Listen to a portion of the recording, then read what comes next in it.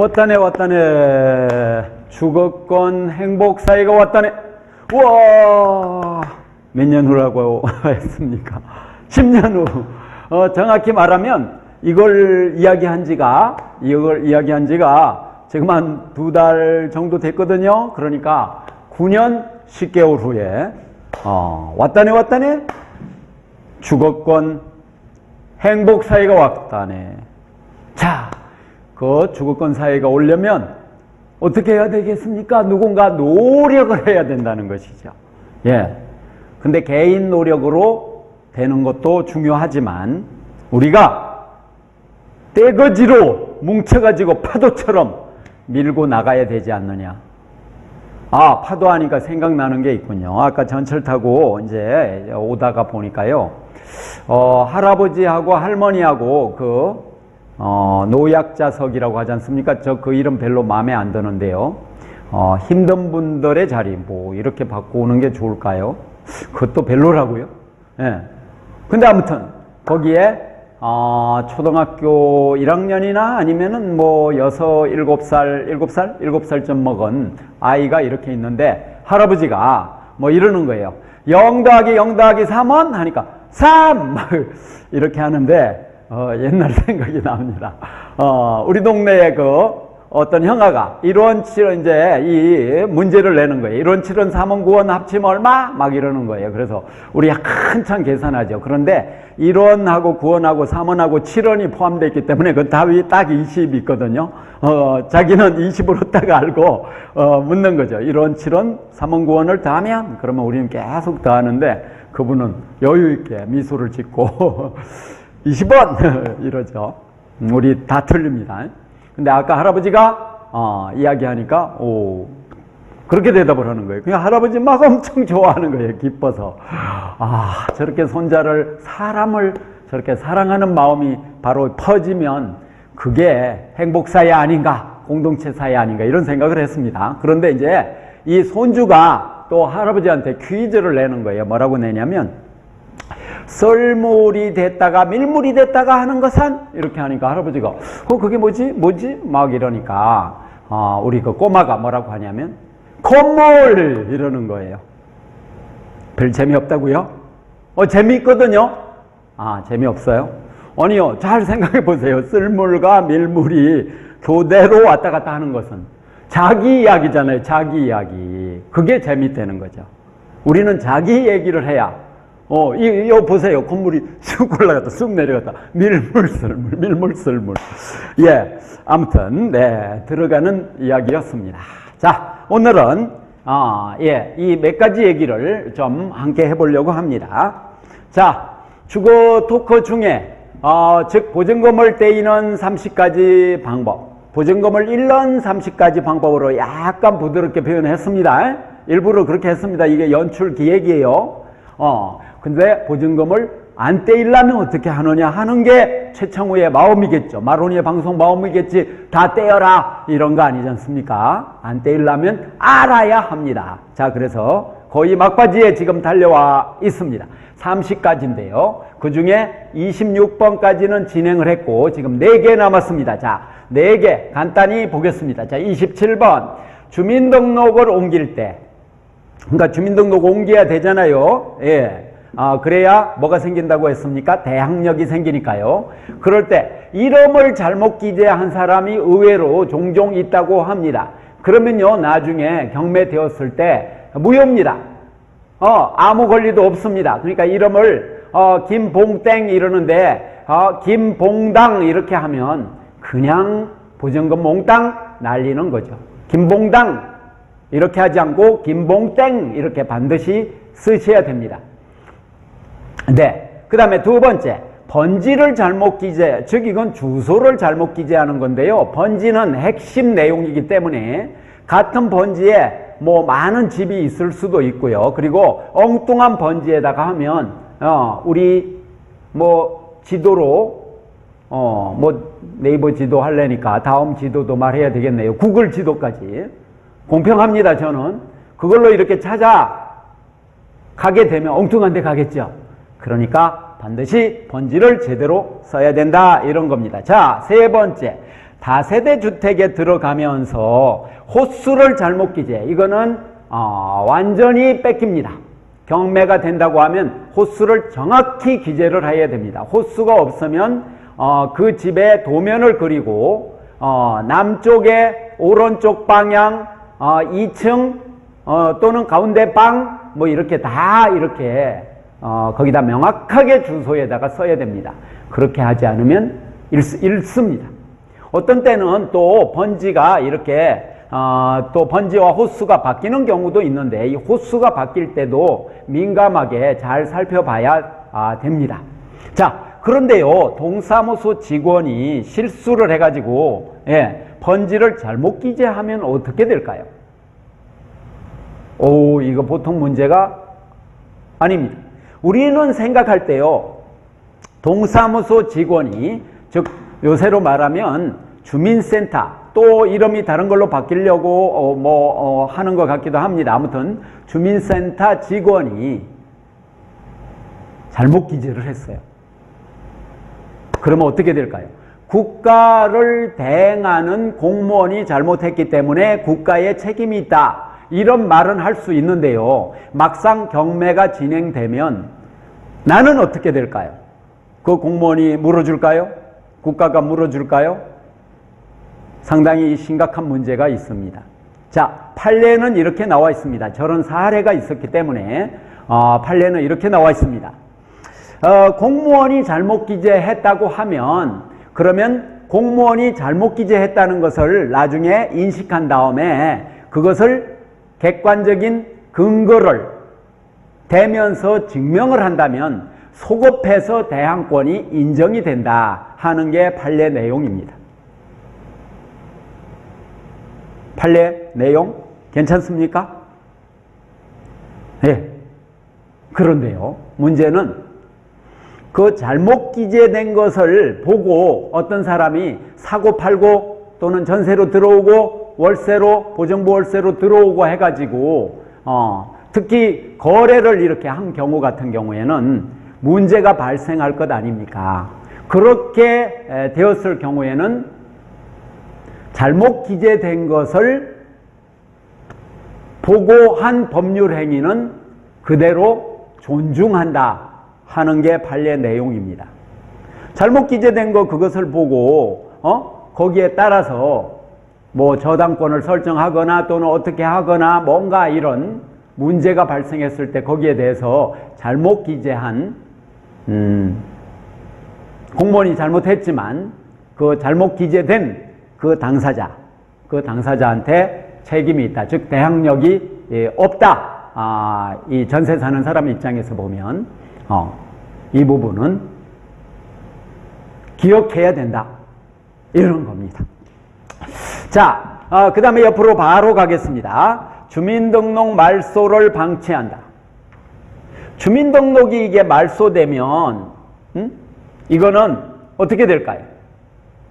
주민등록이 말소되었어요. 그러면 대항력을 잃을까요? 주민등록 말소되면은 이 말소된 기간은 사실은 거기에 살고 있지 않는 거나 마찬가지인 상황이 이렇게 발생하게 되죠. 그런데 이렇게 말소되었다고 하는 이 사실을 어떤 노력을 통해서 인식을 했다. 이제 그러면은 이것을 다시 이렇게 수정을 이렇게 하는 절차를 밟게 될 때, 그러면 수정되고 나서부터 그런 것을 이제 재등록하는 것도 있고 또는 다시 회복하는 경우도 있고 그러는데, 그렇게 되면 회복하고 나서부터는 다시 효력이 발생한다, 이런 내용입니다. 그러니까 말소된 것을 장기간 방치하면 안 되는 것이죠. 그러면은 이 문제가 또한 생깁니다. 그러니까 그것을 잘 기억했다가 일단 말소된 상황이면 빨리 회복하는 조치를 취하는 게 좋다는 말씀을 드리고요. 그 다음에 자, 29회 이렇게 보니까 29번째 임대차 등기 명령, 이 등기를 하지 않았음에도 모든 가족의 주민등록을 옮긴다. 그러면 보증금을 떼인다. 이런 이야기입니다. 자, 임대차 등기 명령을 하고 나서 다른 데로 이사를 가는 건 상관없다 그랬죠. 왜냐하면 임대차 등기 명령을 법원에 신청하면 그러면 어떻게 됩니까? 임대차 등기 명령을 신청하면 법원에서 심사를 하는 거죠. 그래서 이 사람이 임대차 등기한 거 맞다 이렇게 하면서 그것을 등기부 등본에 기재하게 됩니다. 그렇게 되면 제3자가 보면 인식할 수 있게 되는 것이죠. 그렇기 때문에 제3자가 법률 행위를 할 때 그걸 고려하게 되는 것입니다. 그래서 다른 데로 이사를 가게 되더라도 나의 권리는 보존이 된다고 하는 것이지요. 그래서 다른 데로 기한이 되었는데 보증금을 빼주지 않을 때 다른 데로 이사는 가야 되는 객관적인 사정이 생겼을 때는 임대차 등기 명령을 법원에 신청해서 그 등기를 올려놓고 등기가 된 걸 명확하게 확인한 다음에 그러니까 등기부 등본을 떼어본 다음에 분명하게 새로 이 김땡땡은 이 임대차 등기 명령 이게 받아들여진 사람이다 하는 서류 관계가 되어 있으면 다른 데로 이렇게 옮겨도 된다고 말씀드리는 겁니다. 근데 그렇게 될 때는 상관이 없는데 그렇게 해놓지도 않고 임대인이 약속한 거 이거 하나 가지고 모든 가족이 다 옮겨간다. 아니면 중간에 잠시 옮겨갔다 오면 내가 뭐 대출 받아가지고 어떻게 해결해 줄게 이런 경우에도 아니면 나 좀 봐줘라 이 대출을 내가 좀 해야 되겠는데 이런 경우에도 마찬가지인데요. 하여간 가족 사는 사람들이 다 옮겨도 안 되고 그 주민등록을 옮겨도 안 되고 이제 이런데요.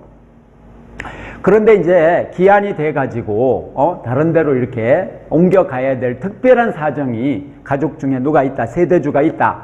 그래도 어떤 가족 자녀일지라도 누구 한 명이라도 남겨놓고 그 한 명이 그곳에 살고 있으면 그대로 대항력은 유지가 됩니다.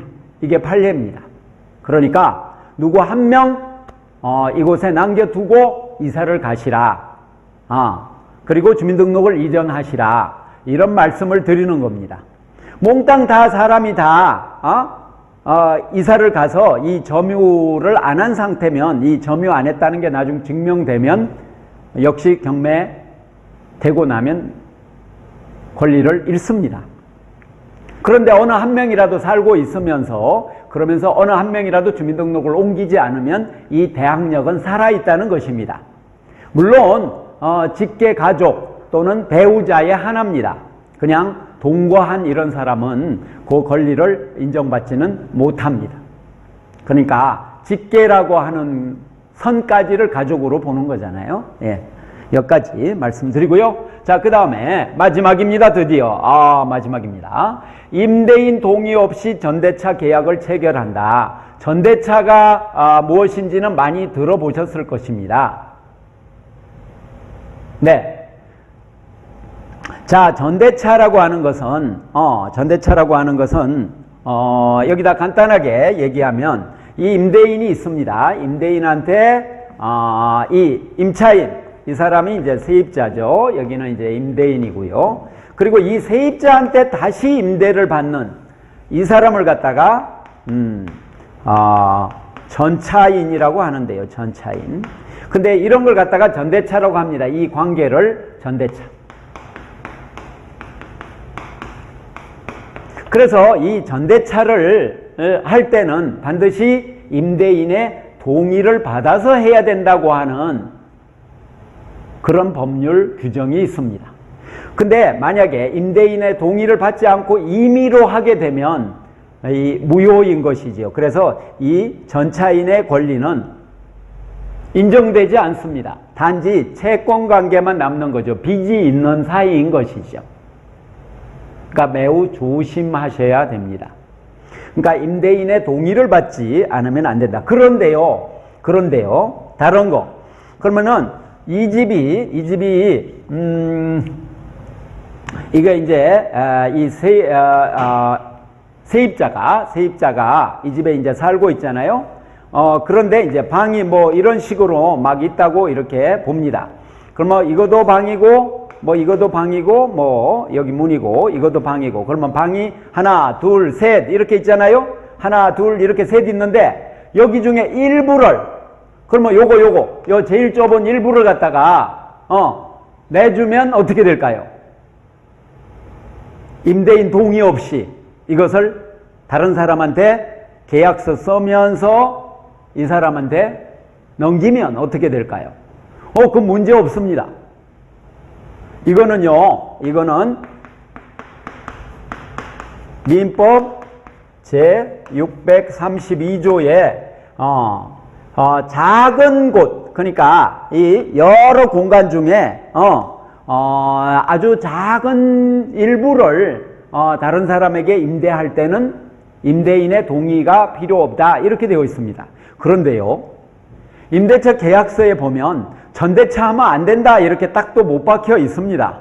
그래서 그게 못 박혀 있는 경우에는 그러면 이런 주장을 하기는 어렵다고 봐야 되겠죠.